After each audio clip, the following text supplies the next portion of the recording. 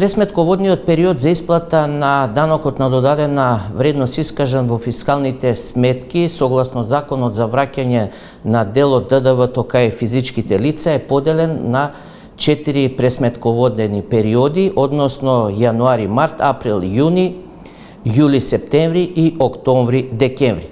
За исплата се пресметува дел од ДДВ-то искажано во овие фискални сметки издадени во конкретното тројмесечие. Тоа значи дека ако сметката е издадена во јуни, ќе влезе во пресметководниот период во периодот април-јуни, а не во јули, и граѓаните во извештаите во тој пресметководен период може да ја видат оваа фискална сметка.